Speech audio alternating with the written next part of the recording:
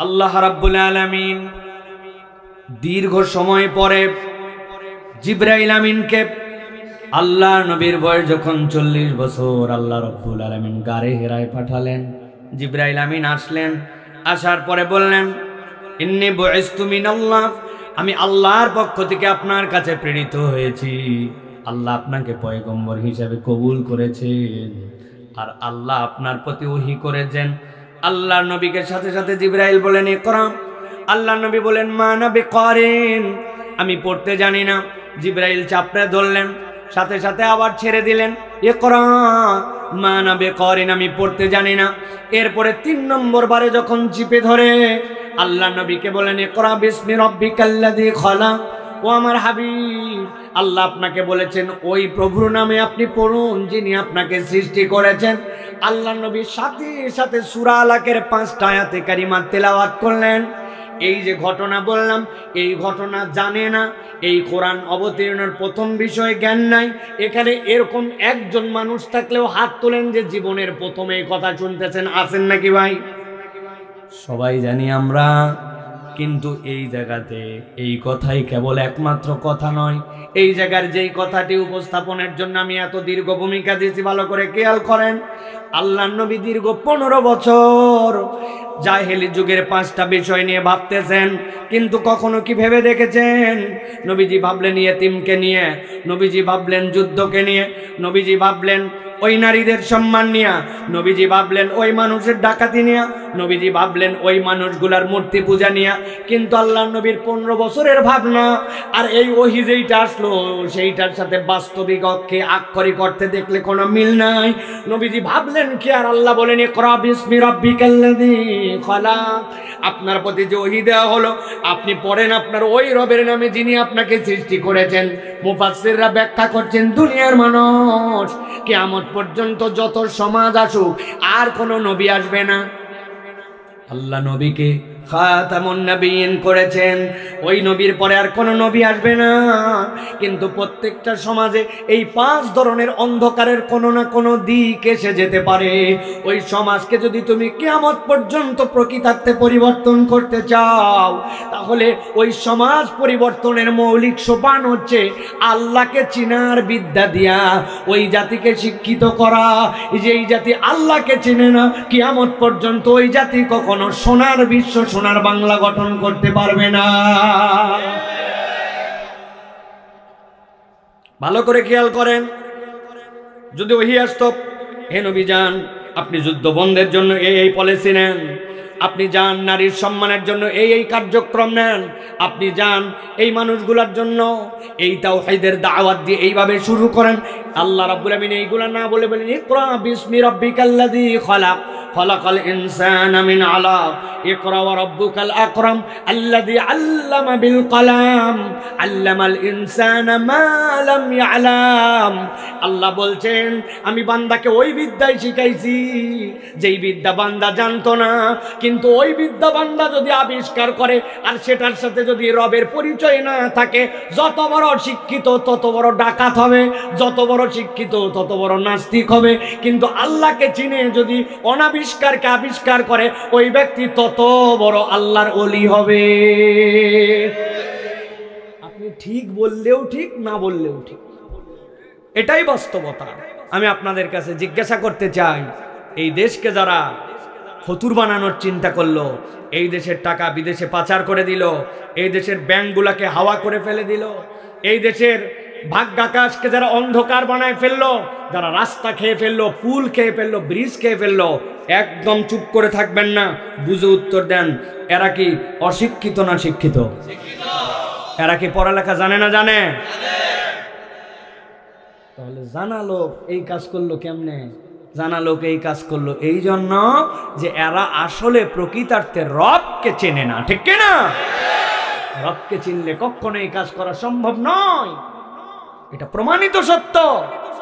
আপনি CC camera লাগাইছেন, আপনি প্রযুক্তিতে আপডেট করছেন, এগুলো একটা আপনার কাজ দিবে না। যত বড় প্রযুক্তি হয়েছে তত বড় চোর হয়েছে, তত বড় ডাকাত হয়েছে, দেশকে অন্ধকার করে দিছে। এরা প্রযুক্তির নাম দিয়ে ওই প্রযুক্তিকে ফাঁকি লাগাইছে, আপনার যে ক্যামেরা লাগাতে লাগবে 1 লাখ, ওই ক্যামেরা লাগাইছে 10 লাখ টাকা।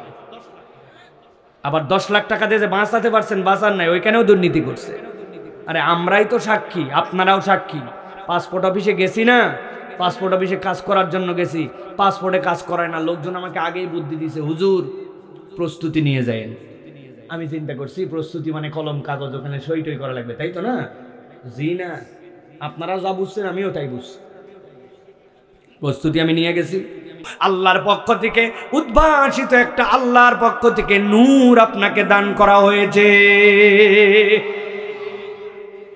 তাহলে আমাদের ঈমান, আমাদের কোরআন হচ্ছে আমাদের জন্য আলো, ঠিক কি না?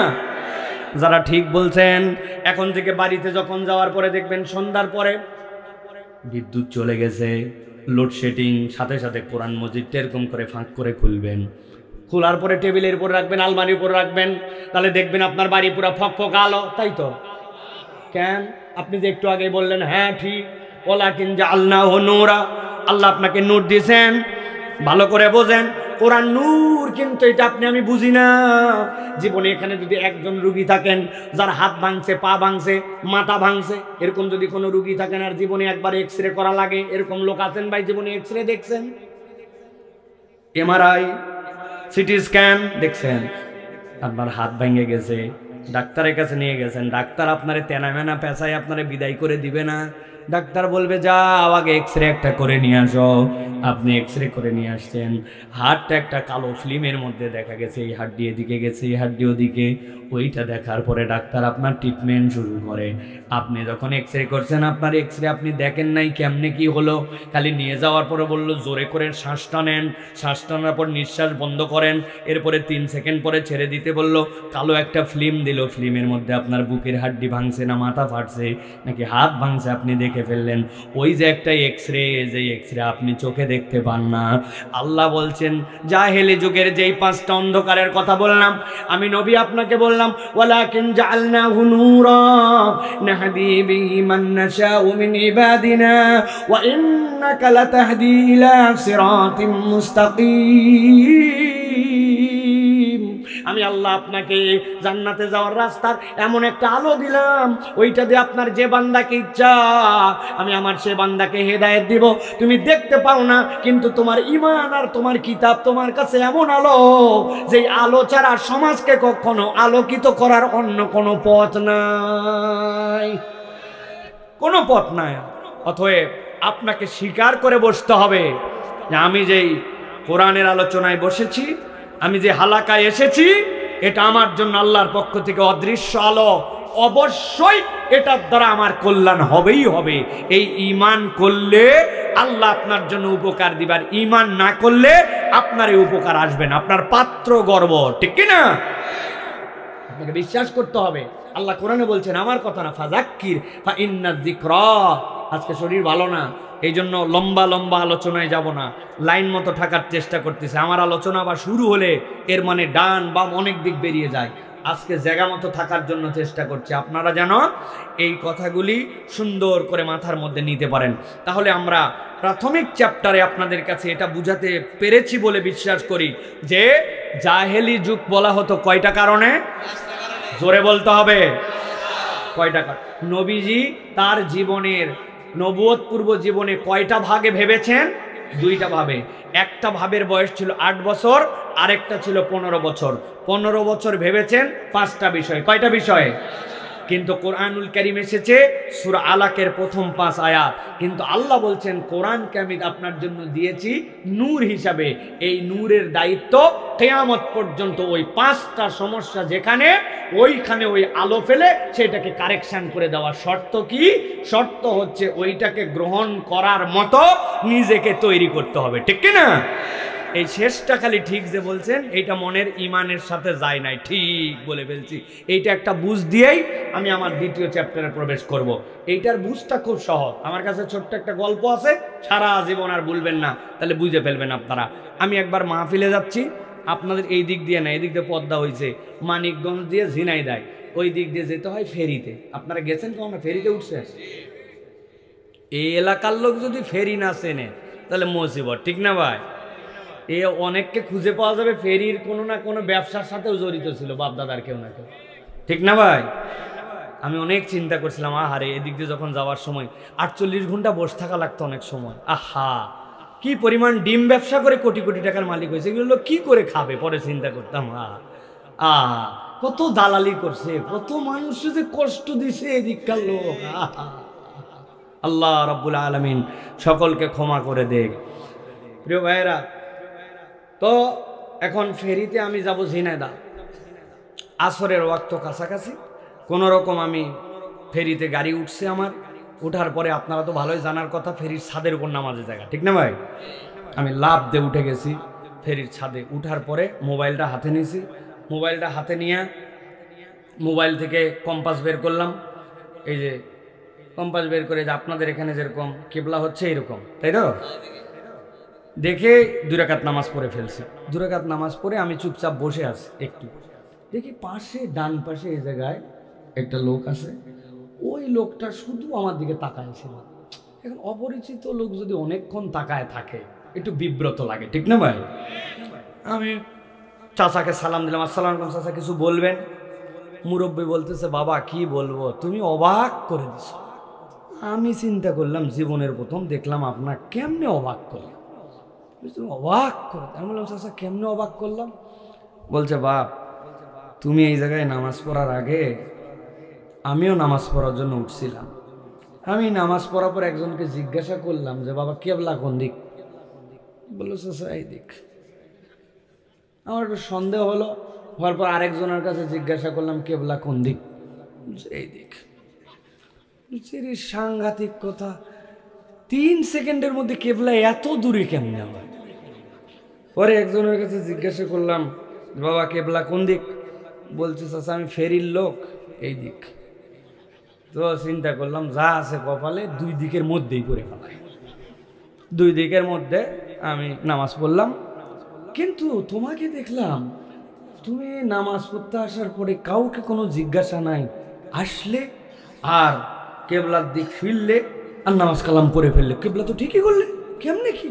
আমি বললাম, চাচা এইটা দিয়ে আপনারা অবাক করছে আমি, এটা কোনো কারবার, এটা কোনো বিষয় না চাচা। আমার মোবাইলে একটা অ্যাপস আছে, এটা হচ্ছে কম্পাস। কম্পাসের ধর্ম হচ্ছে উত্তর দক্ষিণ, ও সব সময় এর বিপরীত পূর্ব পশ্চিম। এই জন্য আমাদের খানায় কাবা হচ্ছে আমাদের দিকে, পূর্ব দিকে, আমরা পশ্চিম দিকে আমরা নামাজ পড়ি। এই হিসাবে এটাতে আসে, আমি দেখে নামাজ পড়ছি, এটা কোনো ব্যাপারই না বাপ। বলছি, রে সর্বনাশ, আমিও তো বিভিন্ন জায়গায় যাই, মুসাফির অবস্থায় নামাজ পড়ি, তো তুমি কি বাবা একটু আমার এই জিনিসটা ঠিকঠাক করে দিবা কিনা? আমি চিন্তা করলাম, সোহাব কামানোর এটাই একটা সুযোগ, কারণ আদ-দাল্লু আলাল খাইরি কাফাইলিহি। আমি যদি তাকে একটা সঠিক জিনিস দেখাই দেয়, উনি যতবার কেবলা ঠিক করে নামাজ পড়বে আমি ততবার সওয়াব পাবো। আমি বললাম, চাচা আমার মোবাইলে নেট আছে, আমার হটস্পট আছে, আপনি কোনো চিন্তাই করেন না, আপনার এটা সেট করে 2 মিনিটে দেখায়া আমি আপনারে দেখাই দেবো কেমনে নামাজ কেবলা ঠিক করা লাগে। মুরব্বী খুশিতে পকেটে মোবাইল বাইর করে আমার হাতের মধ্যে দিয়ে দিছে। উনার পকেটের থেকে হাতে মোবাইল নিয়ে এতক্ষণ তো উনি অবাক, এখন তো আমি অবাক। উনি হাতে দিয়েছে আমার নোকিয়া 3220। আপনার বুঝে থাকলে বলেন ভাই, নোকিয়া 3220 বাটন মোবাইল। এই মোবাইলে কি গুগল প্লে স্টোর আছে ভাই? আছে? এতে কোনো অ্যাপস উঠানো যাবে? ডাউনলোড? ভালো করে খেয়াল করেন ভাই, কোরআনের জায়গায় আছে ওয়ালাকিন জাআলনাহু নূরা। জাহালতের জায়গাতে থাকবে, ওটাকে আলোতে রিপ্লেস করা যাবে। কিন্তু আপনাকে প্রথমে ওই কোরআনকে ধারণ করার জন্য নিজে আমি কোরআনের ধারণকারী কিনা আপনাকে আগে উপযুক্ত হতে হবে, যে আমি কি অ্যান্ড্রয়েড না বাটন? আমি হয়ে আসি বাটন, খালি বলি তাইলে কোনোদিন কাজ হবে ভাই? কোরআন পড়ে না, কোরআন বুঝে না, কোরআনের কাছে আসে না, কোরআনকে মহাব্বত করে না, কোরআন অনুযায়ী সমাজ সলুকের পক্ষে আন্দোলন করে না, দৌড়ায় আরেকজনের পক্ষে, দৌড়ায় আরেকজনের পক্ষে স্লোগান মারে। স্লোগান দেয় আবার কি, আমার ভাইয়ের চরিত্র ফুলের মতো পবিত্র, নামাজ পড়েনি বিগত 40 দিন, ফজরেরটা জামাতে 1 ওয়াক্ত। এর পিছনে আপনি দৌড়ান, ওই সমাজের অবকাঠামোকে নিয়ে আপনি ভাবেন, ওয়াজ মাহফিলেও আসেন, আসার পরে চিন্তা করেন হুজুররা ওয়াজ করে একটু সোয়াব কামাই করে যাই। এই সোয়াব কামাই দিয়ে সমাজ পরিবর্তন করতে পারবেন না, ঠিক কি না? আগে আজকের থেকে মনে রাখবেন আমি কি, আমার লেভেলটা কি, আমি কি আমাকে কোরআনের আলোকে অ্যান্ড্রয়েড বানাতে পারছি কিনা। যদি না পারেন তাহলে এই সকল ফাপড়বাজি দিয়ে কোনো কাজ হবে না, ঠিক কি না? আল্লাহ আমাদেরকে বোঝার তৌফিক দান করে বলেন আল্লাহুম্মা আমিন। তাহলে আমরা প্রথম চ্যাপ্টার শেষ করেছি, এই অনুযায়ী দ্বিতীয় চ্যাপ্টারে কিছু কথা বলতে চাই। আছেন আপনারা ভাই? সুবহানাল্লাহ, প্রায় 40-45 মিনিট হয়ে গেছে। আছেন আপনারা? শুনবেন আপনারা কথা? কারা কারা আছেন দেখি হাত তোলেন। আছেন আপনারা? হাত নামান। হাতগুলা যে তুলছেন আপনারা, হাতগুলা তোলা হয়েছে ভাই? হ্যাঁ, আমরা তো একই ডিস্ট্রিক্টের মানুষ, ঢাকার মানুষ না? ঢাকায় কি হাত তোলার মানে এইরকম, হাত সোজা করেন মানে এরকম? মুরব্বী দেখলাম কয়েকটা চাদরের ভিতর এরকম করে দিছে, এরা এরা হাত সোজা। এটা তো হাত সোজা মানে যদি এরকম হয়, তা হাতটা এইরকম করে সোজা করেন একটু, চাদরের তো একটু বাইর করেন। তুলছেন, হাত সোজা করছেন, থামেন, এবার হাত সোজা করেন। নামায়েন না, নামাতে বলি না, হাত সোজা করেন।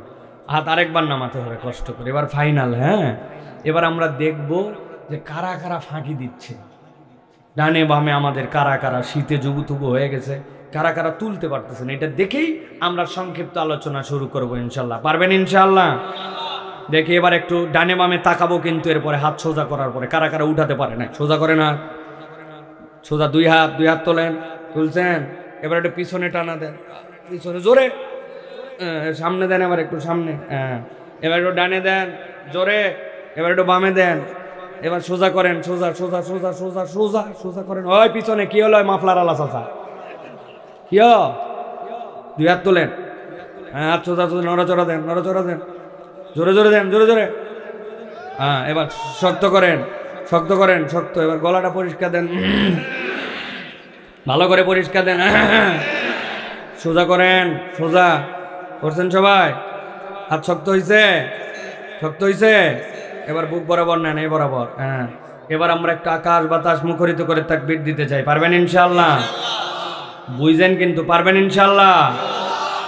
একদম আল্লাহর জন্য একটা তাকবীর দিতে চাই। রেডি সবাই? আমি যখন বলবো লিল্লাহে তাকবীর, আপনারা তখন হাত দুটো উপর দিকে ছুঁড়ে দিয়ে বলবেন আল্লাহু আকবার। পারবেন না ইনশাআল্লাহ? পারবেন ইনশাআল্লাহ? থেকে আকাশ বাতাস মুখরিত করে একটা তাকবীর দেন, লিল্লাহে তাকবীর, আল্লাহু আকবার, লিল্লাহে তাকবীর, আল্লাহু আকবার। আল কোরআনের আলো, আল হাদিসের আলো, তোমার নেতা আমার নেতা, তোমার নেতা আমার নেতা, আলেম ওলামা যেখানে, লিল্লাহে তাকবীর। আলহামদুলিল্লাহ। হাত নামান। আল্লাহ কবুল করবেন, আল্লাহুম্মা আমিন। আল্লাহ আমাদের আশা ভরসাকে কবুল করবেন, আল্লাহুম্মা আমিন। প্রিয় ভাইয়েরা, আমরা আজকে সংক্ষিপ্ত সময় একটু কোরআনুল কারীম থেকে কথা শুনবো। আল্লাহ রাব্বুল আলামিনের কাছে আমরা সাহায্য প্রার্থনা করে আমরা কোরআনুল কারীমের মধ্যে প্রবেশ করব। দেখেন বাচ্চা কাচ্চা খুশি হয়ে গেছে, দেখছেন? বাচ্চা কাচ্চা সব দৌড়াই চলে আসছে সবগুলো। আপনাদের তাকবীরের ধ্বনিতে শয়তান পালায় যায়, ঠিক কিনা? এই জন্য দেখবেন অনেকে তাকবীর পছন্দ করে না। যারা তাকবীর পছন্দ করে না, এরা হচ্ছে শয়তানের খালাতো মামাতো ফুফাতো ভাই। আগামীর বাংলাদেশে একটা কথা মনে রাখবেন, তাকবীরের সাথে যাদের সম্পর্ক নাই, মুসলমানদের সাথে তাদের সম্পর্ক নাই। আগামীর বাংলাদেশ ইসলামের বাংলাদেশ, আগামীর বাংলাদেশ আলেম ওলামার বাংলাদেশ, তরুণ যুবকদের বাংলাদেশ, বৈষম্যহীন বাংলাদেশ। আগামীর বাংলাদেশ কোরআনের পক্ষের লোকদের বাংলাদেশ। আল্লাহু আকবারের সাথে সম্পর্ক আছে যাদের, তাদের সাথে সম্পর্ক আমাদের, ঠিক কিনা? আর তুমি যত বড় হেডামওয়ালা হও, তোমার দলীয় স্লোগানে, পার্টির স্লোগানে, তোমার নেত্রীর স্লোগানে, নেতার স্লোগানে তুমি আল্লাহু আকবার বলতে পারো না, তোমার সাথে আমার সম্পর্ক নাই। ও মুরব্বীরা ঠিক বললেও ঠিক, না বললেও ঠিক। কারণ 55 বছর ওনাদেরকে আমরা দেখছি, ওনাদের দ্বারা কাজ হয় নাই। ওনারা খালি জায়গা মতো ওই চা আর 2 বিড়ির বদলে ইমান বেচ চালায়, ঠিক কিনা? পরিবর্তন আমরা আনছি, আমাদেরকে ধরে রাখতে হবে, ঠিক কিনা? তরুণরা মজবুত থাকো, মুরব্বীদেরকে পিছন দিয়ে ঠেলায় আমরা সামনে নিয়ে যাবো ইনশাআল্লাহ। রাজি তো ইনশাআল্লাহ? জান্নাত না যাওয়া পর্যন্ত কোনো থামা নাই, ঠিক না? চাচা আপনি কি আপন জান বাঁচা সেই দিন শেষ, এখন ইসলাম বাঁচা আগে। আপন জান বাঁচা কি এর বাঁচা? আমরা ইসলামের পক্ষে থাকবো ইনশাআল্লাহ। আল্লাহ যেন আমাদেরকে কবুল করেন। চলেন আমরা কোরআনুল কারীমের মধ্যে প্রবেশ করি। আমি আর বেশি কথা বলবো না, আমি বেসিক কথা আপনাদের কাছে বলেছি, এটা মাথায় রাখতে হবে। এখন আমাদের কিছু আমলি কথা বলবো আমরা ইনশাআল্লাহ। সকলেই একদম রিল্যাক্স করে বসেন, হ্যাভ এ রিল্যাক্স, একদম ঠান্ডা মাথায় বসেন। একটু আমরা একটুখানি রিল্যাক্স করে একটু কোরআন থেকে কথা শুনি, বিতাড়িত শয়তান থেকে আশ্রয় প্রার্থনা করে সমস্বরে আমার সাথে একজনও মুখ বন্ধ রাখবেন না। সকলে পড়েন আউযু বিল্লাহি মিনাশ শাইতানির রাজীম, বিসমিল্লাহির রাহমানির রাহিম। ইন্নাল মুত্তাকিনা ফি জান্নাতিন ওয়া উয়ুন উদখুলুহা বিসালামিন আমিনিন।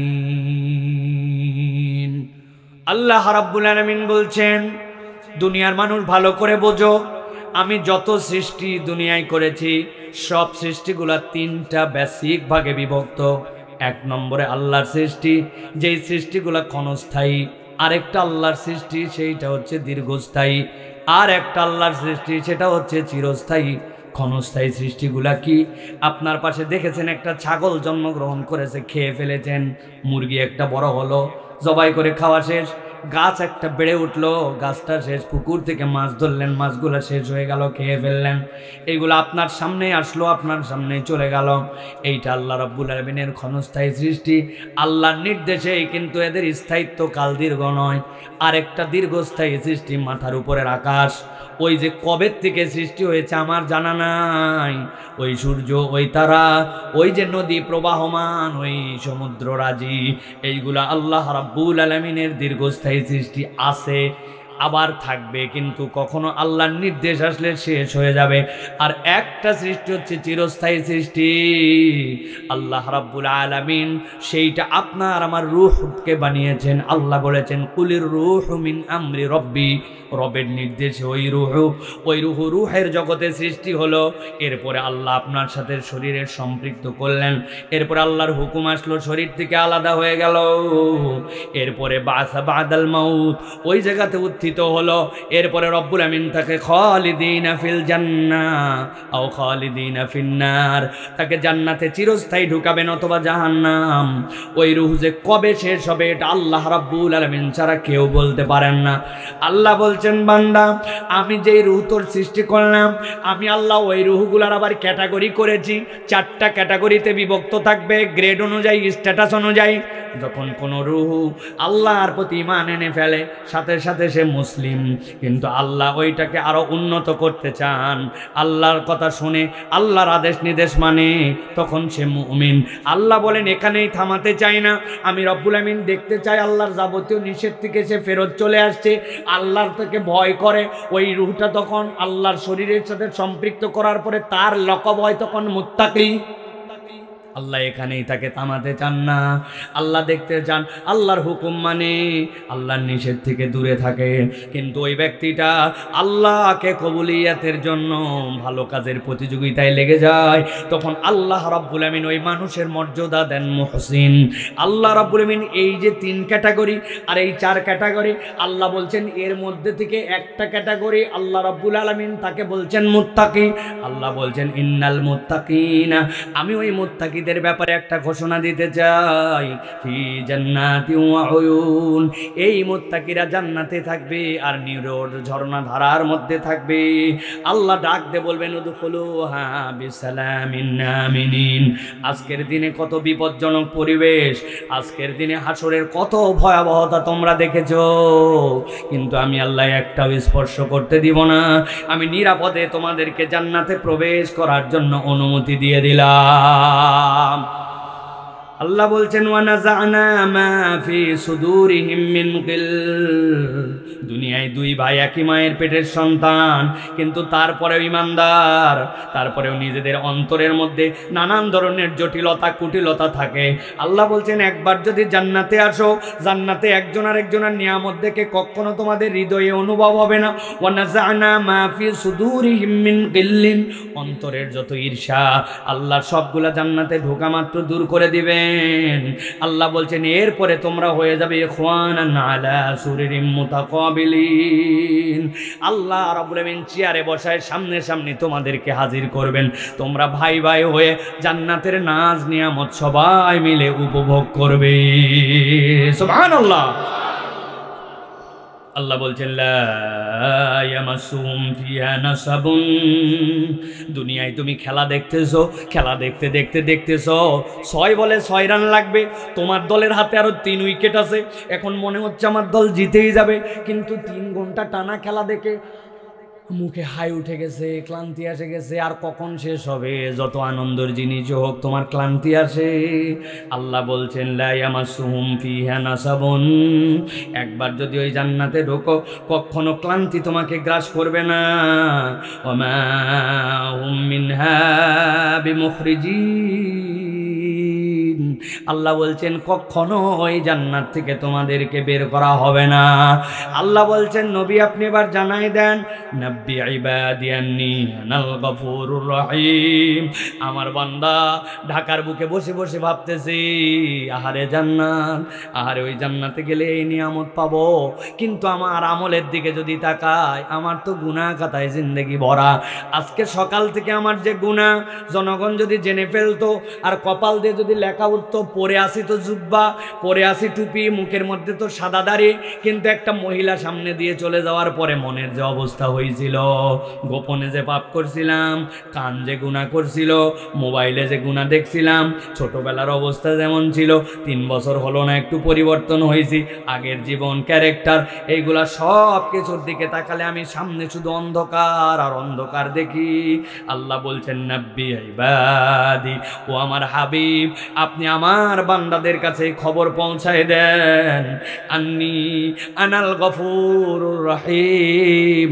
বান্দাকে জাহান্নামে নেওয়ার জন্য আমি সৃষ্টি করি নাই, আমি আমার বান্দাকে দয়া করে ক্ষমা করে আমি আমার বান্দাকে জান্নাতে নিতে চাই। তাহলে রব্বুল আলামিন আপনাকে আমাকে জান্নাতে নিতে চান, আর আপনার আমার গুনার কোনো শেষ নাই। এই দুই কথাই কি আমরা একমত? এই দুই কথাই কি একমত আমরা?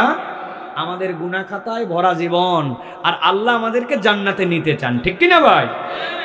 প্রিয় ভাইয়েরা, আল্লাহ রাব্বুল আমিন বলছেন ওই বান্দাগুলোর জন্য যারা এটা স্বীকার করলো, খেয়াল করেন কিন্তু কথা, আল্লাহ বলছেন আফালা ইয়াতুবুনা ইলাল্লাহ, তোমরা কি আল্লাহ রাব্বুল আমিনের কাছে ফেরত আসবে না?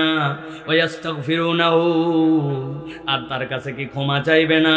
ওয়াল্লাহু গফুরুর রহিম, তোমরা যদি আল্লাহর কাছে ক্ষমা চাও আর আল্লাহর কাছে ফেরত আসো, আল্লাহ বলছেন আমি রব্বুল আলামিন বান্দাকে ক্ষমা করে দিব। আল্লাহ বলছেন নবী জানান, জানান আমার বান্দাকে জানান, কুল হে নবী আপনি বলে দিন, ইয়া ইবাদিয়াল্লাযীনা আসরাফু, ও আমার বান্দারা তোমরা যারা বাড়াবাড়ি করছো, আমরা কি বাড়াবাড়ি করছি কিনা? আল্লাহ বলতেছেন তোমরা যারা বাড়াবাড়ি করেছো, আলা আনফুসিহিম, তোমাদের অন্তরের উপরে, তাদের অন্তরের উপরে, লা তাকনাতু মির রাহমাতিল্লাহ, আল্লাহর রহমত থেকে নিরাশ হইস না বান্দা। ইন্নাল্লাহা ইয়াগফিরুয যুনুবা জামিআ, বান্দা তোর যত গুনাহ আল্লাহ বলছেন সব গুনাহ ক্ষমা করতে পারেন যিনি, তিনি তোর রব আল্লাহ। ইয়াগফিরুয যুনুবা জামিআ, তিনি তোর সব ক্ষমা করতে পারেন। ইন্নাহু হুয়াল গফুরুর রহিম, আল্লাহ বলছেন তিনি তোর ওই রব যিনি কেবল ক্ষমাই করেন না, তোর জন্য দয়াও করেন। আল্লাহ দয়া না করলে বান্দা তোর কার কোনো আমল দিয়ে কখনো জান্নাতে যেতে পারবে না, ঠিক কি না? অতএব আমরা এই কথাই একমত, আল্লাহ আমাদের গুনাহ অনেক আর আল্লাহ তোমার দয়া অনেক। এখন আল্লাহ বলছেন বান্দা তুই আমার কাছে ফেরত আয়, আচ্ছা তুই আমার কাছে ক্ষমা নিয়ে নে, তাহলেই তো হয়ে গেল, হিসাব বরাবর হয়ে গেল। আজকে আমরা মূলত যে কথা কয়টা শুনতে চাই সেটা হচ্ছে আমরা আল্লাহর কাছে ক্ষমা পেতে চাই, চাই কিনা ভাই? সবাইকে বলতে হবে, জোরে না। আমি আপনার কাছ থেকে হইচই শুনতে চাই না, আমি আপনাদের রেসপন্স শুনতে চাই। আমরা কি আল্লাহর কাছ থেকে ক্ষমা পেতে চাই? চাই। কোরআন সুন্নাহর আলোকে রাসূলুল্লাহ সাল্লাল্লাহু আলাইহি সাল্লামের বাতলিয়ে দেওয়া পথে একজন ইমানদার যদি ক্ষমা পেতে চায় তার জন্য সর্বনিম্ন 5টা কাজ। কয়টা? 5টা কাজ। সর্বোচ্চ 25 মিনিটে শুনবো বা 20 মিনিটে শুনবো, বাড়িতে চলে যাব। রাজি আছেন ইনশাআল্লাহ? তাহলে বলতে হবে যে আল্লাহ রাব্বুল আলামিনের কাছ থেকে ক্ষমা পাওয়ার জন্য কয়টা সর্বনিম্ন উপায়? কয়টা? হয় নাই, হাতগুলো একটু বের করেন তো বাবা, সবাই এরকম করে, হ্যাঁ এরকম করে সামনে বের করবেন। আমি বলবো কয়টা, হাত তুলে এরকম করে দেখাতে হবে 5টা, ঠিক আছে না? আল্লাহর কাছ থেকে ক্ষমা প্রাপ্তির সর্বনিম্ন উপায় কয়টা? মাইকালা ইউটিউবার ভাই, মুসলমান না তোমরা? হ্যাঁ, অন্য ওয়াজকার এই ওয়াজ এক না, এই ওয়াজ মাইকালার জন্য, ইউটিউবারের জন্য। হাত নামান সবাই, সবাই নিয়ে আমরা জান্নাতে যেতে চাই। বলে একসাথে হাত তুলে নেবার। তাহলে আল্লাহর কাছে ক্ষমা লাভের সর্বনিম্ন উপায় কয়টা? হাত নামান আরেকবার, কয়টা? মাশাআল্লাহ। অনেকেই চিন্তা করতেছেন হুজুর কি শুরু করলো না ভাই, এর কারণ আছে ভাই। আমি কষ্ট করে বলছি, আমরাও এই ওয়াজ আমাদের বাড়িতে নিয়ে যাব, যাতে করে আমরা আগামীকালকে যায় বড় গলায় শুধু এই ডায়লগ দিব না, একটা বক্তা আনছিল পাটায় ফেলছে, আছে না ভাই? এই বয়ান পাটায় ফেলছে। তোদের বক্তা কিসের বক্তা? বক্তা আমাদেরটা ফাটাফাটি ওয়াজ হয়েছে। এখন একজন জিজ্ঞাসা করছে কি ফাটালো, বলছে তা বলতে পারবো না, কিন্তু ফাটাইছে, তাই না ভাই? এই যে ফাটাফাটি ওয়াজ, এই সকল কোনো ফাটাফাটি ওয়াজ নাই। আজকের ওয়াজ বাড়িতে যাবে, প্রথম থেকে প্রত্যেকটা বিষয় আমি একদম গুছায় গুছায় ভাগ ভাগ ভাগ ভাগ করে আপনাদের মাথায় ঢুকাইছি। মনে আছে তো ইনশাআল্লাহ? শেষে কিন্তু পরীক্ষা নিব ইনশাআল্লাহ। রেডি তো সব ইনশাআল্লাহ? প্রিয় ভাইয়েরা, চলেন তাহলে ক্ষমা লাভের সর্বনিম্ন উপায় কয়টা? তাহলে আমরা এই 5টা জেনে চলে যাব ইনশাআল্লাহ। হ্যাঁ ভাই, ইনশাআল্লাহ। এবং নিয়ত করব আল্লাহ আমাদেরকে এই আমল করে আমাদেরকে তোমার বেগুনাহ বানায়া তুমি আমাদেরকে জান্নাতের উপযুক্ত করে আমাদেরকে বাড়িতে নিয়ে যাও। আমিন বলেন আমিন। 1 নম্বরে ক্ষমা লাভের উপায় হচ্ছে ঈমান এবং নেক কাজ। ঈমান আর, বলেন ঈমান আর, দুটার সাথে সমন্বয় লাগবে, ঈমান আর। আল্লাহ রাব্বুল আলামিন বলছেন 48 নম্বর সূরা, সূরা ফাতহ এর 29 নম্বর আয়াতের মধ্যে আল্লাহ বলছেন ওয়াদাল্লাহুল্লাযীনা আমানু ওয়া আমিলুস সালিহাতি মিনহুম মাগফিরাতাও ওয়া আজরান আযীমা। আল্লাহ বলছেন আমি আল্লাহ রাব্বুল আলামিন নিজের সাথে নিজেই ওয়াদা করছি। বুঝে থাকলে বলবেন ঠান্ডা মাথায়, রব্বুল আলামিন ফাআলুল লিমা ইউরিদ ইন্নাকা লা তুখলিফুল মিআদ। আমার রব কোনো ওয়াদার ব্যতিক্রম করেন না। তাহলে রব্বুল আলামিনের কি কোনো বিষয়ে ওয়াদা করার দরকার আছে? বরং আমরা অনেক ওয়াদা করি। সন্তানকে বলি বাবা ভালো করে পড়, সামনে যদি ক্লাস 5 পাস করিস তাহলে একটা বাইসাইকেল কিনে দিব। কিন্তু বাপের সামর্থ্যে কুলাই নাই, সাইকেল কিনে দিতে পারে নাই। বউকে বলছে এবার বেতন পাই লাল বেনারসি, কত বেতন গেল, বউয়ের শাড়ি হলো না। হয় কিনা এরকম ভাই? বাইরে গেছেন, বাচ্চা ফোন করে বলছে আব্বা চিপস নিয়ে এসো, বাসায় চলে আসছেন, তাড়াহুড়া, চিপস আনার কথা মনে নাই। আমরা ওয়াদা করি, রাখতে পারি, মিস করি, কিন্তু আল্লাহ বলছেন আমি রব্বুল আমিন ওয়াদা করতেছি, ওয়াদাল্লাহুল্লাযীনা আমানু ওয়া আমিলুস সালিহাত, যারা ঈমান আনবে আর আমলে সালেহ করবে আমি তাদের সাথে ওয়াদা করতেছি মিনহুম মাগফিরাতাও ওয়া আজরান আযীমা। আমি রব্বুল আলামিন অবশ্যই অবশ্যই তোমার ঈমান আর আমলে সালেহের কারণে আমি তোমাকে ক্ষমা করব, আর আমি জান্নাতে তোমার সাথে দিদার দিয়ে দিব। সুবহানাল্লাহ। ওয়াদা করতেছেন কে? তাহলে ক্ষমা লাভের শর্ত হচ্ছে ঈমান, আর ক্ষমা লাভের শর্ত নেক আমল। অনেকে চিন্তা করবে হুজুর ঈমান তো আমাদের আছেই মোটামুটি, কিন্তু নেক আমলের বুঝটা কি? এইটার জায়গাতে আমাদের সকলের গাফলতি আছে, ভালো করে বোঝেন। আমরা নেক আমল মানে কি মনে করছি? নেক আমল মানে নামাজ, নেক আমল মানে রোজা, নেক আমল মানে হজ, নেক আমল মানে আমার জন্য হচ্ছে ওই যাকাত, এইটুকুই মনে করছি আমরা নেক আমল, ঠিক না ভাই? আমি আপনাদের কাছে ক্লিয়ার করে বলি, ভালো করে আজকের থেকে মগজের মধ্যে গেঁথে নেবেন, আপনার আমার নামাজ, রোজা, হজ, যাকাত এইগুলো একটাও নেক আমল না।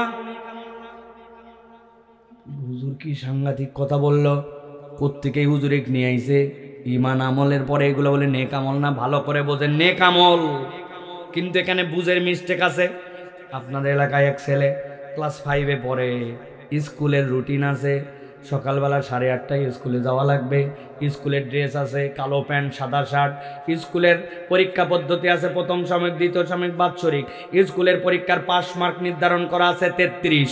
ওই ছেলের স্কুলের আউটের টাইম আছে দুপুর বিকালবেলা 4টা, স্কুলের এই রেগুলার নিয়ম। এখন যেই ছেলে ক্লাস 5-এ পড়ে ও দুপুর 12টার সময় স্কুলে যায়, স্কুলে কোনোদিন লাল শার্ট, কোনোদিন লুঙ্গি পরে যায়, স্কুলে প্রথম সাময়িক, দ্বিতীয় সাময়িক পরীক্ষায় অংশগ্রহণ করে না, করলেও কোনোটায় 20 পায়, 18 পায়। বুঝে থাকলে ঠান্ডা মাথায় উত্তর দেন, ওই ছেলে কি ক্লাস 5 পাস করে 6-এ উঠবে? যারা বললেন না তাদের বোধহয় উঠবে। উঠবে কেন? এই উদাহরণ দিলাম, ইসলামকে যদি আপনি একটা স্কুল মনে করেন, ভালো করে মিলাই দেখেন, নবীজি বলছেন বুনিয়াল ইসলাম আলা খামসিন শাহাদাতু আল্লা ইলাহা ইল্লাল্লাহ। ইসলাম যদি তোমার একটা ইনস্টিটিউট হয়, এটার একটা বেসিক আছে, তোমাকে শাহাদা পড়তে হবে, সালাত আদায় করতে হবে, রোজা ফরজ হলে রাখতে হবে, যাকাত ফরজ হলে দিতে হবে, হজ ফরজ হলে আদায় করতে হবে। তুমি যদি এইগুলা না করো তাহলে ইসলামের বেনা নাই, ইসলামের ভিত্তি নাই, 33 মার্ক নাই। যার জীবনে 33 নাই সেইটা আবার কেমনে ভালো কাজ হয়, ঠিক কিনা? এই জন্য আপনাদের বোঝানোর জন্য বলছি ভাই, নামাজ রোজা ভালো কাজ, কিন্তু এইটা আপনার 33 মার্ক, এইটা না থাকলে তো আপনার কোনো আমলই নেই, কি ভাই? কিন্তু আমাদের এলাকায় তো অনেক ফুটানিওয়ালা আছে, বলে নামাজ না পড়ি আমার ঈমান ঠিক আছে, আছে না ভাই? আমি একটা গল্প সারা দেশ করি যাতে করে আপনাদের মনে থাকে। পাকিস্তানের এক শিক্ষক নাকি ছাত্রকে জিজ্ঞাসা করছিল, বাবা বলতো, এতদিন আমি পড়ালাম, আজকে তোকে জিজ্ঞাসা করি। বলেন ওস্তাদ কি জিজ্ঞাসা? বলে এই দুনিয়াতে কারা কারা নামাজ পড়ে না, তোর গবেষণায় কি মনে হয়? বলতো ওস্তাদ এই দুনিয়ায় নামাজ পড়ে না 3 শ্রেণীর লোক। কয় শ্রেণী? 1 নম্বরকে বল। বলে 1 নম্বর দুনিয়ায় যারা পাগল আর দুনিয়ায় যারা অজ্ঞান, এরা নামাজ পড়ে না। পাগল নামাজ পড়লে উল্টা পাল্টা, আর অজ্ঞান তো নামাজই পড়তে পারে না, ঠিক কিনা? 2 নম্বরকে বল। বলছে 2 নম্বর দুনিয়ায় যারা মৃত তারা নামাজ পড়ে না। মরা মানুষ নামাজ পড়ে, উল্টা তার নামাজ পড়া লাগে। দারুণ। 3 নম্বরকে বল। 3 নম্বর যারা অমুসলমান তারা নামাজ পড়ে না, ঠিক কিনা? এবার আপনাদের কাছে জিজ্ঞাসা করব, একটা মুখ বন্ধ থাকলে হবে না, বলতে হবে 1 নম্বর নামাজ পড়ে না কারা? পাগল অথবা অজ্ঞান। বলেন, এই বাচ্চারা বলো, 1 নম্বর কারা নামাজ পড়ে না? পাগল অথবা অজ্ঞান। বলেন, পাগল অথবা অজ্ঞান। 2 নম্বর নামাজ পড়ে না কারা? মরা মরা। বলেন, 2 নম্বর। 3 নম্বর অমুসলমান। বলেন, এবার একসাথে বলবো সবাই, মুখস্থ হয়ে গেছে না? হ্যাঁ, এবার 1 নম্বর, 2 নম্বর, 3 নম্বর মুসলমান। এবার আপনাদের কাছে জিজ্ঞাসা করবো, একসাথে উত্তর দিবেন। এখানে আমরা যারা আছি, আমরা কি পাগল অথবা অজ্ঞান? এখানে আমরা যারা আছি মরা? এখানে আমরা যারা আছি অমুসলমান? ফাঁসে গেছেন, ফাঁসে গেছেন। আগামীকালকের থেকে যদি কেউ নামাজ না পড়ে, আই তুই মরা বলে এক থাপ্পড় দিয়ে মরা মানে আমি জেতা। বলছে তুই তাহলে অজ্ঞান। বলছে কি এর অজ্ঞান? বলে তাহলে তুই অমুসলমান। এক থাপ্পড় দিয়ে আমার নাম আব্দুল্লাহ, তুই নামাজ পড়িস না কেন? কথা ঠিক কিনা? এই তিনের বাইরে আপনার আসার উপায় নাই। এই জন্য আল্লাহ বলছেন ইমানের সাথে তোমার থাকবে এইগুলা। আমলে সলে কি একটু ভালো করে খেয়াল করেন। আল্লাহ আমলে সলের অনেক লেয়ার বর্ণনা করেছেন। নবীজি বলছেন লিল মুমিনি আলাল মুমিনি সিত্তু খিসাল, একজন মুমিনের সাথে আর একজন মুমিনের মিনিমাম 6টা দায়িত্ব আছে। ওই মুমিন তার অসুস্থ হয়েছে দেখতে যায়, এটা তার জন্য নেকামল। হাঁচি দিছে আলহামদুলিল্লাহ বললে তার উত্তর দেয়, এটা তার জন্য নেকামল। জানাজায় শরীক হয় নেকামল। মসজিদে ঢুকে গেছে, যাওয়ার পরে দেখে 2 মিনিট সময় আছে, বসে পড়লেই বসে পড়তে পারে, বসে পড়ে না। 2 রাকাত নামাজ পড়ে তারপরে বসে, অজু করছে 2 রাকাত নামাজ পড়ে, রাস্তাঘাটে চলে সুবহানাল্লাহি ওয়া বিহামদিহি সুবহানাল্লাহিল আযীম পড়তে পড়তে চলাফেরা করে। প্রত্যেক দিন 50 বার 100 বার আল্লাহর নবীর প্রতি দরুদ শরীফ তেলাওয়াত করে। কোনো একটা লোক বিপদে পড়ছে, তাকে একটু আগায় দেওয়ার জন্য চেষ্টা করে। একটা লোক ব্যাগ উঠাতে পারতেছে না, হট করে ধরে ব্যাগটা উঠায় দিয়েছে। একটা ঢালের থেকে রিক্সা উঠতেছে, একটু ধাক্কা দিয়ে আগায় দিয়েছে। অপর মুসলমানের সাথে দেখা হলে সালাম দিয়ে কথা বলে। এই যে সারাদিন চলতে ফিরতে আপনার কল্যাণকর কাজ। আল্লাহ বলছেন ইমানের সাথে এইগুলো অতিরিক্ত নেকামল। বান্দা যখন এই নেকামলগুলা করে, আল্লাহ বলছেন ওই বান্দাকে আল্লাহর কাছে আলাদা করে ক্ষমা চেতে হয় না। তার ইমানের সাথে এই নেকামলগুলা মিনহুম মাগফিরা, আল্লাহর পক্ষ থেকে অটোমেটিক তার আমলের গুনাহগুলাকে আল্লাহ মুছে দেন। ও আজরান আযীমা, আল্লাহ বলছেন তার এই নেক আমলগুলা তাকে কিয়ামতের দিনে রবের সাথে তাকে দেখা করায় দিবে। সুবহানাল্লাহ। তাহলে আমরা চলতে ফিরতেই ভালো কাজগুলা করবো তো ইনশাআল্লাহ। আগামীকালকে টার্গেট করব কমসে কম দিনে 50টা লোককে সালাম দেব। পারবো না? সালাম দেব সুন্দর করে, আসসালামু আলাইকুম ওয়া রাহমাতুল্লাহ, সুন্দর করে সালাম দেব। মুরব্বী মানুষ দেখলে আদবের সাথে কথা বলবো। সুযোগ পাইলে একটু করে মসজিদের মধ্যে প্রত্যেক দিন একটু জোহরে আগে গেছি, আসরে আগে গেছি, বসে পড়বো না দাঁত করে, অল্প একটু 2টা রাকাত নামাজ পড়বো। এমনি বসে আছি, হাতে গুনে গুনে আল্লাহুম্মা সাল্লি আলা মুহাম্মদ, আল্লাহুম্মা সাল্লি আলা মুহাম্মদ, আল্লাহুম্মা সাল্লি আলা মুহাম্মদ, আল্লাহুম্মা সাল্লি আলা মুহাম্মদ 10 বার করে ওজিফা বানায় নেব। নামাজ পড়ে ধাপ করে উঠে চলে আসবো না, নামাজের পরে একটু ওজিফাগুলো করবো। যতগুলা ভালো কাজ, ওই ভালো কাজের দিকে আমার আগানোর চেষ্টা করব। রব্বুল আলামিন ইমানের সাথে নেক আমলগুলাকে আপনার আমার গুনাহগুলা মুছার জন্য ব্যবস্থা করে দিবে। এটা গেল 1 নম্বর। তাহলে 5টা কাজের 1 ইমান এবং নেক আমল। 2 নম্বর হচ্ছে আল্লাহর কাছে ক্ষমা চাওয়া। বলেন কি? আপনি যদি ক্ষমা পেতে চান, আল্লাহর কাছে ক্ষমা চাইতে হবে। আমার কিন্তু খুব কষ্ট হচ্ছে কথা বলতে ভাই, একটু আল্লাহর ওয়াস্তে এই কথাগুলো হৃদয়ে ধরে নেন। আল্লাহর কাছে ক্ষমা চাওয়া। কি চাওয়া? আল্লাহ কোরআনে বলছেন সূরা নিসা 110 নম্বর আয়াত, আল্লাহ বলছেন ওয়া মান ইয়ামাল সুআন, তোমাদের মধ্যে যে কেউ অপরাধ করে, ও ইয়াজলিম নাফসাহু, অথবা নিজের অন্তরের প্রতি জুলুম করে, সুম্মা ইয়াস্তাগফিরিল্লাহ, এরপরে আল্লাহর কাছে ইস্তেগফার করে, ইয়াজিদিল্লাহ গফুরুর রহিমা, আল্লাহ বলছেন সে তার রবকে অবশ্যই পেয়ে যাবে মহান ক্ষমাকারী দয়াবান হিসাবে। সুবহানাল্লাহ। তার মানে আপনি আল্লাহর কাছে সবসময় অপরাধ করলে স্বীকার করে আল্লাহর কাছে ক্ষমা চাইতে হবে। রব তুমি আমাকে ক্ষমা করে দাও, তোমার কাছে আমি ইস্তেগফার করি, আস্তাগফিরুল্লাহল আযীম। এইটা কেবল মনের কথা নয়, আপনাকে উচ্চারণ করে আল্লাহর শেখানো পদ্ধতিতে আদবের সাথে আপনাকে আল্লাহর কাছে ক্ষমা চাইতে হবে। আমি 1000 জায়গায় বলি আমরা ক্ষমা চাই অনেক সময় আল্লাহর কাছে, কিন্তু আমরা ক্ষমা চাওয়ার ক্ষেত্রে বেয়াদব। না বুঝে বলছেন ঠিক, আমি বুঝাই দিলে বুঝবেন কত বড় বেয়াদব আমরা, কত বড় বেয়াদব আমরা। আপনার এলাকায় নামাজ হয়, জামাতের মধ্যে দেখবেন ইমাম সাহেব নামাজ সালাম ফিরাইছে, আসসালামু আলাইকুম ওয়া রাহমাতুল্লাহ, আসসালামু আলাইকুম ওয়া রাহমাতুল্লাহ, আল্লাহুম্মা আমিন। আসেনি ভাই? কি বলছেন আপনি ওই জায়গায়? রব্বানা আতিনা ফিদ দুনিয়া হাসানাহ ওয়া ফিল আখিরাতি হাসানাহ রব্বানা যালামনা আনফুসানা। ইমাম সাহেব তাও কিছু বলে, উনি তাও হক আদায় করে, কিন্তু আপনি যখন পার্সোনাল আসসালামু রাহমাতুল্লাহ আসসালামু, কথা বললেন না যে কি ঠিক আন্দাজে কি ঠিক? আপনি বলছেন রব্বানা যালামনা আনফুসানা ওয়া লাম তাগফির লানা রব্বানা আতিনা ফিদ দুনিয়া হাসানাতান, এই তো নাকি? ভালো করে বোঝেন বিয়াদবি কেমনে করলাম। আপনার এলাকার একজন মুরব্বী, উনার ছেলের একটা চাকরি দরকার, উনি এমপি সাহেবের কাছে গেছে, এমপি সাহেবের কাছে ছেলেরে নিয়ে যায়, এমপি সাহেবকে দেখা হওয়ার সাথে সাথে বলছে, এমপি সাহেব আসসালামু আলাইকুম, আমার ছেলে কিন্তু নিয়ে চলছে অনার্স মাস্টার্স পাস করছে, মেহরবানি করে একটা চাকরি দিবেন, আগামীকালকের মধ্যে দিলাম, আসসালামু আলাইকুম। এমপি সাহেব বলবে পাগলাটা কোত্থেকে আসছে, ধর তরে। কি বললো রে? বলছে ওর চাকরি দরকার, বেটার আপনার কাছে দরখাস্ত দিয়ে গেল, ধর ধর, ঠিক কিনা? আপনি অত দূর পর্যন্ত গেলেন না, আপনি গেছেন ওসির কাছে, আপনার ছেলের নামে একটা ওয়ারেন্ট হয়েছে, ওইটা একটা ভুয়া ওয়ারেন্ট, ওইটা ছুটানোর জন্য আপনি অফিসে আসসালামু আলাইকুম ওসি সাহেব, আমার ছেলে কিন্তু একটা ভালো ছেলে, তার জন্য কিন্তু ওয়ারেন্ট হয়েছে আপনার জন্য, আপনি দ্রুত তাদেরকে মুক্তি করে দিবেন, আপনাকে একের সন্ধ্যার মধ্যে বলে দিলেন আসসালামু আলাইকুম। বলবি এর বাপ বেটা দুইজনে কি বান? কথা বলেন। আর আপনি আমি কি পরিমাণ গুনাহগার, কি পরিমাণ আমার অপরাধ, আল্লাহর কাছে আমি ইস্তেগফার পর্যন্ত আদবের সাথে করি না।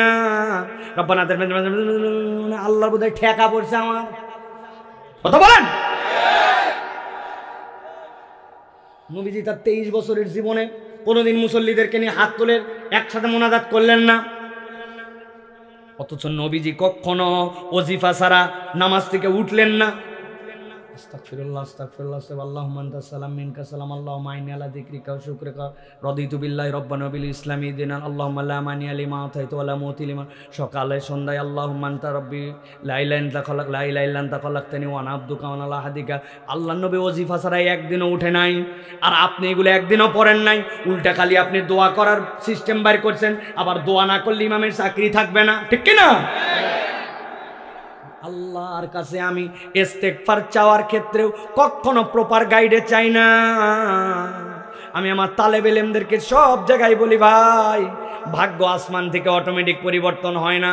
তুমি হুজুর দেখলেই বলে দোয়া করেন, ওস্তাদ দেখলে বলে দোয়া করেন, ইমাম সাহেব দেখলে দোয়া করেন, পীর সাহেব দেখলে বলে দোয়া করেন, মাকে বলো দোয়া করেন, কিন্তু তুমি কি সিজদার মধ্যে তাহাজ্জুদে যায় 30 মিনিট এমনভাবে আল্লাহর কাছে চাইছো তোমার চোখগুলা দিয়ে রক্ত বের হওয়ার মতো হয়ে গেছে? আল্লাহ দিবে না কেন তুমি আমাকে? আপনার সন্তানের জন্য কত কারো কাছে দোয়া চাইলেন, কিন্তু আপনি কোনোদিন আপনি বাপ হয়ে আপনি মা হয়ে হাত তুলে তুলে আধা ঘন্টা সিজদার মধ্যে আধা ঘন্টা টানা আপনার সন্তানের তকদির পরিবর্তনের জন্য দোয়া করছেন? কই কেমনে পরিবর্তন হবে? ওই বাচ্চাটা যে মানুষের মতো মানুষ হচ্ছে না, এই সামারের সমাজের মধ্যে ঢুকে যে সে চরিত্রহীন হয়ে যাচ্ছে, এই নোংরা পৃথিবীতে এসে যে সে তার ঈমান হারায় ফেলতেছে, আপনি কি তার হেদায়েতের জন্য দোয়া করছেন? আমি হুজুর পাইলে অটোমেটিক হুজুর দোয়া কইরেন, হুজুরের কি ঠেকা? আল্লাহ রাব্বুল আমিন এই জন্য বলছেন, আল্লাহর কাছে যদি ক্ষমা পেতে চাও ক্ষমা চাও। আমি কি বুঝাতে পারছি স্বল্প সময় ভাই? আল্লাহ নবী বলতেছেন কি যদি আল্লাহর কাছে ক্ষমা চায়, উল্টা আল্লাহ রাব্বুল আমিন আরো 3টা নিয়ামত তাকে দিয়ে দিবেন। সুবহানাল্লাহ বলেন। 1 নম্বরে কঠিন অবস্থার থেকে আল্লাহ তাকে উদ্ধার করে দিবেন, সে চাচ্ছে আল্লাহর কাছে ক্ষমা, আল্লাহ উদ্ধার করে দিবেন। 2 নম্বরে তার দুশ্চিন্তা দূর করে দিবেন। 3 নম্বর তার রিজিকের পেরেশানি থাকবে না। আপনি ইস্তেগফার করেন, আপনি ক্ষমা চান, আল্লাহ আপনার এইগুলা বোনাস দিবেন। সুবহানাল্লাহ। 3 নম্বরে যদি কেউ ক্ষমা পেতে চায়, আল্লাহ বলতেছেন তাহলে তাকে তওবা করতে হবে। গুলায় ফেলবেন এখন যে হুজুর একটু আগে ইস্তেগফার, আবার তওবা আমি বুঝলাম না। এই দুটার মধ্যে পার্থক্যকে বোঝার দরকার আছে না ভাই? ভালো করে বোঝেন। আল্লাহ বলছেন তুবু ইলাল্লাহি তাওবাতান নাসুহা, তুমি তওবা করো আল্লাহর কাছে। নাসুহা তওবা মানে কি? এই নাসুহা শব্দটা আরবিতে 2টা মাসদার থেকে এসেছে, হয় নাসহাতুন অথবা নাসাহাতুন। যদি নুন সোয়া হামজা নাসাহাতুন থেকে আসে তাহলে এর অর্থ হবে ফেরত আসা। আল্লাহর সাথে আপনার সম্পর্ক হারা হয়ে গেছিল, আপনি আল্লাহর দিকে ফেরত আসছেন। আর নাসাহাতুন মানে আপনার বাড়িতে আপনার স্ত্রী আপনার সন্তানের বাচ্চা হবে কাঁথা বানায়, আপনার লুঙ্গিটা নেয়, বিছনার চাদরটা নেয়, নিজের শাড়িটা নেয়, 3টা কেটে কেটে আলাদা করে জড়ো করে এরপরে ফোঁড় দিয়ে দিয়ে প্রথমে বড় টোপ, এরপরে ছোট ছোট টোপ দিয়ে প্রস্রাব পায়খানার কাঁথা বানায়, ঠিক কিনা? ওই লুঙ্গির কাপড়টাও পুরাতন, আপনার বিছনারটাও পুরাতন, শাড়িটাও পুরাতন, কিন্তু 3টা মিলাই একটা এমন মজবুত হয় ওইটা দিয়ে বাচ্চার 6 মাস পার হয়, ঠিক কিনা? আমার আল্লাহ বলছেন তুবু ইলাল্লাহি তাওবাতান নাসুহা, বান্দা ইস্তিগফার মানে ক্ষমা চাওয়া, আর তওবা মানে আল্লাহর কাছে ফেরত আসা। আল্লাহ অতীতে ভুল করছিলাম, ভবিষ্যতে করব না, এখন তোমার কাছে আমি দাঁড়ায় গেলাম। এই তওবা মানে কোনো ছলচাতুরি নয়, দুই নম্বরই নয়, চালাকি নয়। আল্লাহ ফেরার মতো ফেরত আসছি, তোমার কাছে আসছি, আর ভুল করব না, এই প্রমিস দিয়া বান্দা যখন আল্লাহর কাছে তওবা করে, আল্লাহ বলছেন ওয়া হুয়াল্লাযী ইয়াকবালুত তাওবাতা আন ইবাদিহি ওয়া ইয়াফু আনিস সাইয়্যাত ওয়া ইয়ালামু মা তাফআলুন।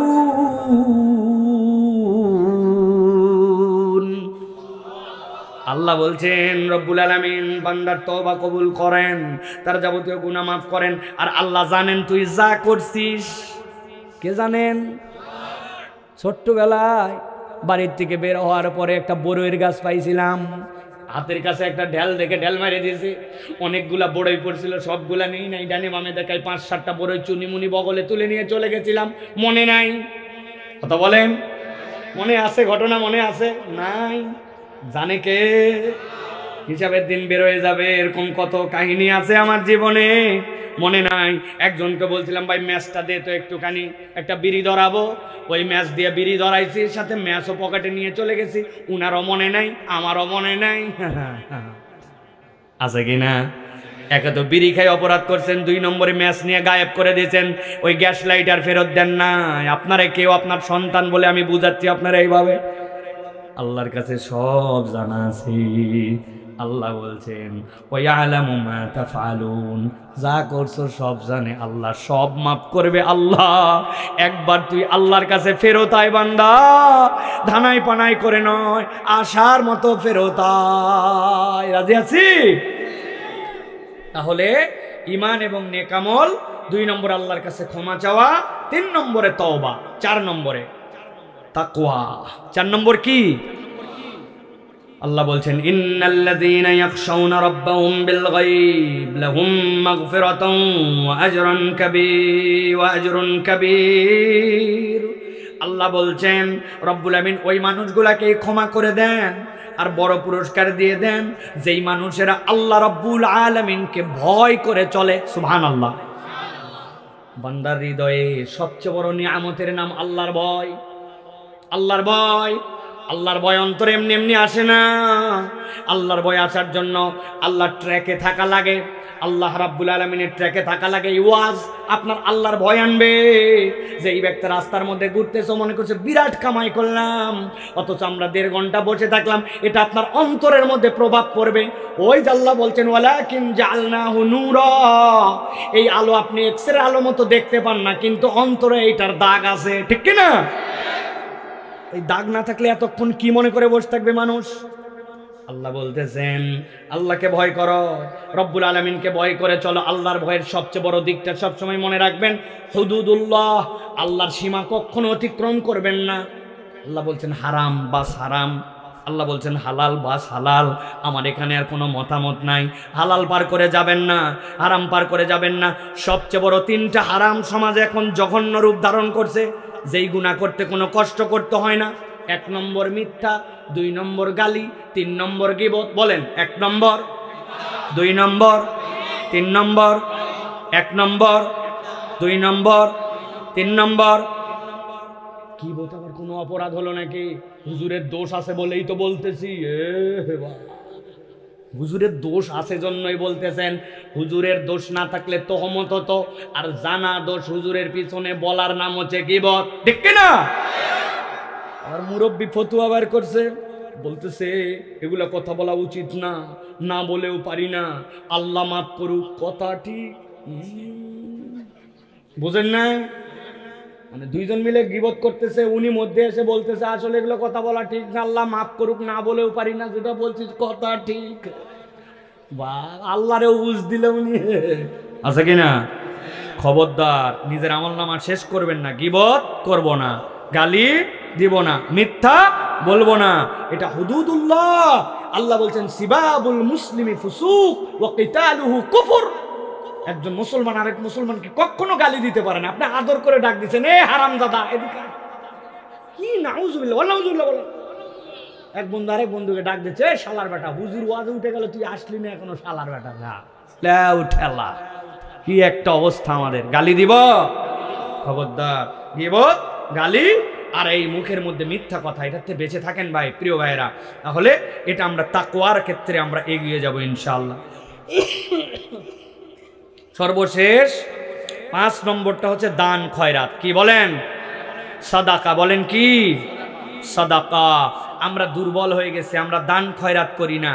আল্লাহ বলতেছেন সিররা ওয়া আলানিয়া, তুমি যখন অপ্রতুল এবং প্রতুল উভয় অবস্থাতে দান করো, তুমি গোপনেও দান করো এবং তুমি প্রকাশ্যেও দান করো। ইমানদার দান করার স্বভাবকারী হবে, ইমানদার কৃপণ হবে না। আমরা তো আলহামদুলিল্লাহ সকলেই দান করি, ঠিক কিনা ভাই? কথা বলেন, জোরে হচ্ছে না তো? বলছেন ঠিক। ইমাম সাহেব কই মসজিদে? হ্যাঁ আছেন হুজুর? ওই খতিব সাহেব হুজুর, আপনাদের লাস্ট জুমার মুসল্লি অনুমান কতজন? হ্যাঁ 200 জন ধরলাম, গড় 200 জনে লাস্ট জুমার কালেকশন কত? চিন্তা করছেন আপনি? 200 জন মুসল্লি মিলে 2000 টাকা দেয় না, অথচ একটা মুসল্লি মসজিদে আসলে সপ্তাহে ন্যূনতম তার 20 টাকা দেওয়া উচিত। কয় টাকা? ন্যূনতম 20 টাকা দিয়ে 200 মুসল্লি হলে 4000, 4 জুমায় 16000। আর যেগুলো মুসল্লি 100-200 দেয় তারা তো আছেই, কিন্তু ইনারা বলবে আমি ছাত্র, আমার কামাই বেশি না, আমি তালেবে এলেম, এইগুলো বলে মুসল্লিরা দান করে না। মুসল্লিরা 5 টাকা, 2 টাকা, 1 টাকার নোট দেয়, ঠিক কিনা? কেন ভাই, কি সমস্যা আপনার? আমি ছাত্র। কে ছাত্র আপনি? আপনি না চায়ের দোকানে আপনার দোস্তর সাথে চা খাওয়ার সময় ঠেলাঠেলি করেন, আমরা দেখি না আপনারে? হ্যাঁ, তুই টাকা দিবি না আমি দিব, তুই দিবি না আমি দিব, আরে ধাক্কা ধাক্কি ধাক্কা দেখি, এগুলো হয় না আপনাদের? আপনি আপনার জামা আয়রন করেন না? আপনার জামা আয়রন করতে আপনার 10 টাকা, আপনি চা খান, চায়ের মধ্যে একটা বিস্কুট চুবাই খেলে আপনার 10 টাকা চলে যায়। আপনি মোবাইলে ফ্লেক্সি লোড তোলেন, ইন্টারনেট তোলেন, আপনি তখন স্টুডেন্ট থাকেন না। মসজিদে সপ্তাহে 20 টাকা দেওয়ার সময় স্টুডেন্ট মারান, বাচ্চা মারান, এটা চলবে না, ঠিক না? আগামী জুমার থেকে টাইট হন। মসজিদে আপনারা নিয়ম করেন 20 টাকার নিচে কোনো অ্যালাউ নাই। উপরে যারা দিবেন দিবেন, 20 টাকার নিচে টাকা দিলে খবর আছে। একই বাড়িতে 5 জন যাবেন, 5 জন দিবেন। মা বোনেরা যারা কথা শুনতেছেন মাইকে, বাচ্চা কাচ্চার হাতে 20 টাকা দিয়ে দিবেন। এই বাচ্চারাই বাড়িতে যাই বলবো আম্মা 20 টাকা হুজুর বলছে মসজিদে জুমার দিন দেওয়ার জন্য, পারবে না ইনশাআল্লাহ? আবার 10 টাকা খাই ফেলো না জানি। অনেকে দেয় না, মানে কি আমার জানা কথা তো ভাই। আমার মসজিদ 12 বছর ধরে ইমামতি করতেছি, যেখানে মুয়াজ্জিন বলছে হুজুর আজকে 70টা 1 টাকা দামের কাঁচা নোট পাইছি। আমি বললাম বহু লোক আছে 20 টাকার কয়েন 1 টাকা করে নিয়েছে। কই হুজুর আন্দাজে বলেন না আপনি? 1 টাকার নোট 20টা নিয়ে আসবে এরকম কোনো লোকই নেই। ওই 1 টাকা দেওয়ার নাই লোক এখনো আছে কি না? পরিবর্তন হব তো আমরা ইনশাআল্লাহ। কৃপণের ধন বাড়ে না, গুনাহ খাতা মাফ হয় না। আল্লাহর ঘরে 20 টাকা জুমার দিন দিতে পারেন না, আপনি কি হইছেন? আপনি আমরা নতুন নিয়ম করবো অল্প দিনের মধ্যে। আন্দোলনটা শেষ হোক, এই সিজন পুরো আন্দোলন করতেছে, আন্দোলন শেষ হোক, এরপরে নিয়ম করব কৌটা চালায় কোনো টাকা কালেকশন হবে না। সবগুলা ব্যাগ নিয়ে যাবে আর পকেটে করে টাকা রাখবে। ব্যাগ ধরবে, সামনে টাকা দেন, বলতেছে টাকা নাই, বলতেছে আমার থেকে নেন, 20 টাকা হাওলাত দিলাম, ফেলেন। হ্যাঁ 20 টাকা ফেলেন, আপনার চিনে নিলাম, পরে আসরের সময় আপনার থেকে নিব। টাকা নিয়ে সামনে থেকে যাওয়া হবে, ঠিক না? বাপরে, কৌটা আগুনের বেগে চলে যায়, 3 বার 33 বার তসবিহ পড়ার সময় পাওয়া যায় না। কি শুরু করছেন আপনারা? আল্লাহর কাছে ক্ষমা পেতে চাইলে দান খয়রাত করতে হবে ভাই, ঠিক কিনা? এটা ফিক্সড ডিপোজিট, এই টাকার কোনো জাকাতে দেওয়া যায় না, মান্নত হয় না, এই টাকা অন্য কোনো টাকা হয় না। মান বানা লিল্লাহি মাসজিদান বানাল্লাহু লাহু বাইতান ফিল জান্নাহ, আল্লাহ তার জন্য জান্নাতে ঘর বানায় দিবার। 20 টাকা আপনার পকেট থেকে বের হবে না সপ্তাহে, এত অভাব। আরেকটা দোষ আছে, মসজিদের কামাই বরকত না। ইমাম মুয়াজ্জিন কৌটায় আগে টাকা দেয় না, ওনারা খালি ঘোষণা দেয়, হ্যাঁ টাকা দেন আপনারা সবাই। আমি আদাল্লু আলাল খাইরি ফাইল, প্রত্যেক ইমাম মুয়াজ্জিনকে সবার আগে টাকা দিতে হবে, ঠিক কি না? এই দেখছেন, খুব জোরে ঠিক বলছে। ইমাম মুয়াজ্জিন সাহেবের বেতন কত ধরবো? কয় টাকা বেতন? কত? আহা, একটু বাড়ান, ইমাম মুয়াজ্জিনের বেতন বাড়ান। আল্লাহ রাব্বুল আমিন আমাদেরকে বোঝার তৌফিক দান করুক। তাহলে আমরা দান খয়রাত করবো তো ইনশাআল্লাহ। ইমানদারের উত্তম দান হচ্ছে আমার টাকা নাই তাও আমি দান করবো। সুবহানাল্লাহ। একটা গল্প বলে শেষ করে দিই আজকে। এই আলোচনা যেন হৃদয়ে থেকে যায় আপনাদের। এক লোক, তার কাছে একটা এতিম বাচ্চা এসে টাকা চাইছে যে বাবা যে আমাকে কিছু হেল্প করেন। পকেটে হাত দিছে, আরে মানি ব্যাগ নাই, এই পকেটে থাকতে পারে, মানি ব্যাগ নাই। চিন্তা করছে অনেক সময় খুচরা টাকাও তো পকেটে আলাদা করে নি, হাই কোনো জায়গায় টাকা না। ওই লোক এমন বিব্রত হইছে, সত্যি ধনী মানুষ টাকা চাইলে টাকা দেয়, কিন্তু ওই দিন তার মানি ব্যাগ আনতে মনে নেই, কোনো পকেটে টাকা নেই।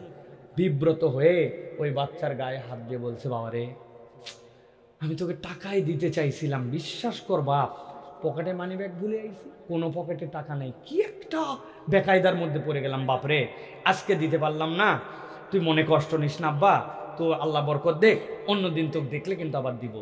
যেই না এই দোয়া করছে, সাথে ওই ছেলে দোয়া করতেছে, আল্লাহ আপনার প্রত্যেক দিন এরকম মানি ব্যাগ সারা বার হওয়ার তৌফিক দেখ। ওই লোকের বুকটা ফাইটে গেছে, হায় বেচারি একদিন আমি টাকা দিতে পারি নাই, আর আমারে এত খোঁসা দিয়া এইরকম বদদোয়া করলো। বললো, বাপ তুই কেন রাগ করলি রে বাপ, আমি সত্যি করে বলতেছি, তো আমি বানায় বলবো তোরে দিব, দেখিস, দেখলে এরপরে তুই আমার জন্য এই দোয়া করলি, এটা কোনো একটা দোয়া হলো? বলতেছে, আপনি মনে করেন না বুঝেই দোয়া করছি, আমি বুঝেই দোয়া করছি। বলছি কেন?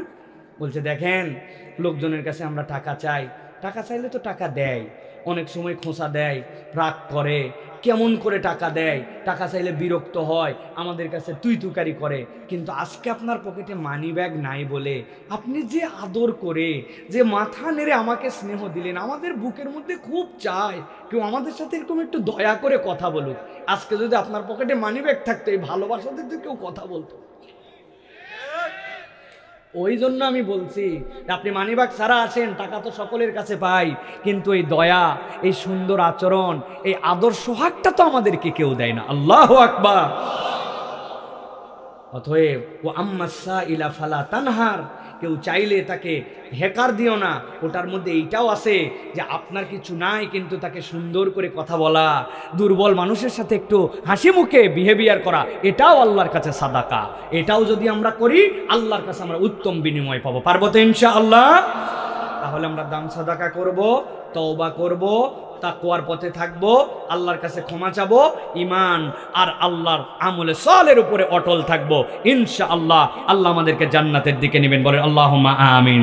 আর সমাজ পরিবর্তনের জন্য, ওই 5টা দিকের পরিবর্তনের জন্য কোরআন ওয়ালা জিন্দেগি গঠন করব। রাজি আছে তো ইনশাআল্লাহ? আল্লাহ কবুল করেন, বলেন আল্লাহুম্মা আমিন।